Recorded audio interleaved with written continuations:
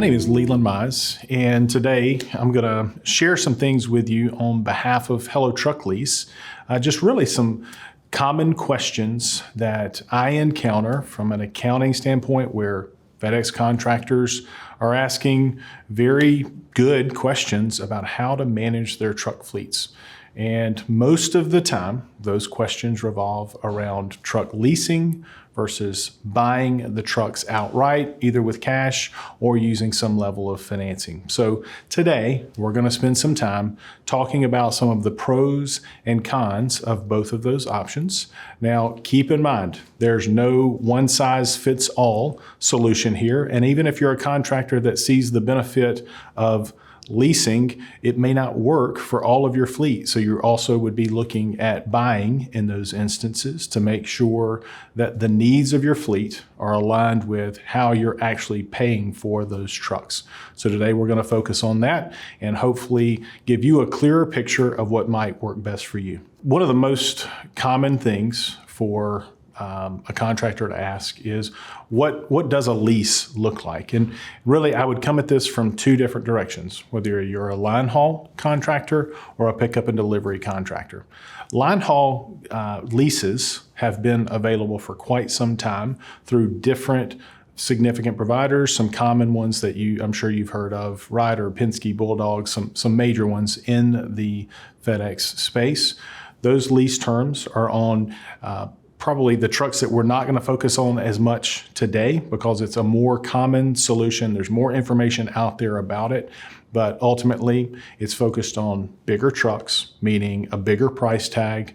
They generally have a longer useful life, probably in excess of 600 or 700,000 miles for each one of those trucks, which greatly impacts how much your payment is. Today, we want to focus more on the pickup and delivery space where you've got a cheaper, quote unquote, truck, generally ranging anywhere from $60,000 to $80,000, depending on the size and the make and model. And they don't have as long of a useful life either. So when it comes to calculating a payment, whether it's a finance payment through a bank debt situation or a lease payment, that payment has got to more closely align with the depreciation of the truck to make sure you don't get upside down and have a negative impact on your bottom line when it's time to exit either one of those strategies. So let's talk about some of the common factors that it comes down to on pickup and delivery trucks. Let's just take a standard P1000 step van. In those instances, you've got a truck that is probably, let's just say $75,000. You've got a truck that, if it's a standard lease, you're going to be looking at probably a 3-year term on those leases, but you're going to have a mileage band. Now, if you take that same 75,000 mile truck, you're going to be looking at financing it. You're probably more looking at a term of something like 60 or maybe even 72 months to spread that payment out over. So what's the difference? Well, with a bank, the interest rate is generally going to be a little bit lower than the lease financing side of things, which helps on your payment. The difference there, and some key differences, would be that interest rate might be lower, but you're going to be paying for the maintenance expense, all maintenance expense on that truck, versus a lease payment where you've got a built-in, what we'll call operating status. So you're in a position of having a turnkey solution for the truck, meaning your payment is set.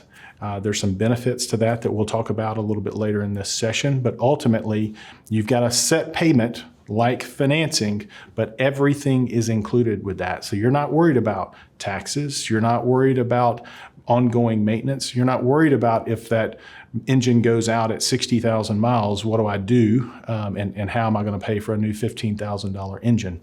All of those things are built into the lease to help essentially provide the contractor with a turnkey solution. So let's focus on that turnkey piece a little bit more.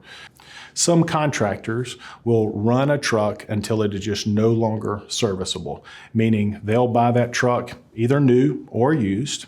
And at the end of that useful life, maybe even at 250, 300,000 miles, that truck is no longer fit to be on the road. But the contractor in those instances has probably had to put a lot of money. Statistically, they're going to have put a lot of money into that truck to keep it on the road. So even though you've got an initial purchase price, you've probably got some bank debt, some financing associated with that, that monthly payment is not fully reflective of all of the expense that the contractor is incurring. Some of those additional expenses certainly at the beginning would be sales tax, property tax if your state requires that. You've got your maintenance costs, which is going to be your oil changes, your tires, your windshields, all of those more routine maintenance items, let's call them that. And then you've got your bigger claims, like you're totally exposed to the transmission going out, the engine going out. That type of thing will happen at the worst possible time. And you've got to bear the expense of that, especially if you're of the mindset that you're going to keep that truck running as long as possible.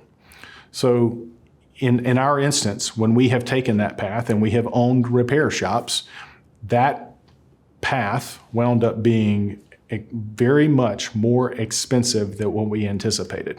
When you really take time to allocate the cost of your mechanics, your shop supplies, your tools, the facility that you would generally have to rent, maybe not if you're trying to do this from home, but very often someone will have some sort of shop to the side where they can actually have the trucks and work on them off-site, not at home.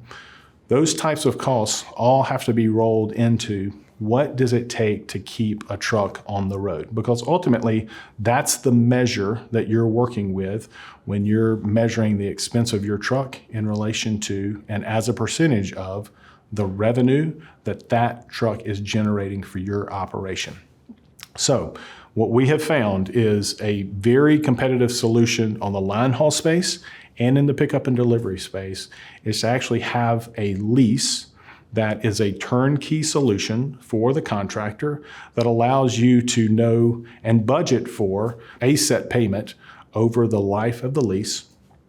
The big instance of when this, and the most important instance of when this works, is when you've got a truck that is running a certain set of miles in a given year. So let's talk about that for just a minute, because on the ownership side, when you've bought the truck, you don't have to worry so much about that truck and how many miles are being put on it, as long as you're not exceeding generally 225 to 250,000 miles per year. And the reason I mentioned that is because let's just say you're putting that 50,000 miles a year on a truck. You financed it over 5 years. That truck is hitting its real useful life on the pickup and delivery side once you've hit 250,000 miles. And so it's hitting its useful life about the time you're paying the truck off. Puts you at risk at being upside down if that truck fails earlier than that. But in that instance, it's at least closely aligned. So you kind of still have to have the same mindset on the lease option, where you've got to know how many miles that truck will actually be running so that you can make sure that you're not outrunning the pace that the lease is set up for.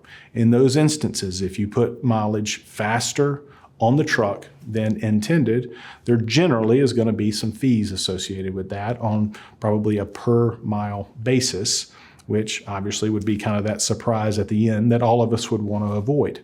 So it's very important to give consideration to, on both sides, how fast am I putting miles on this truck?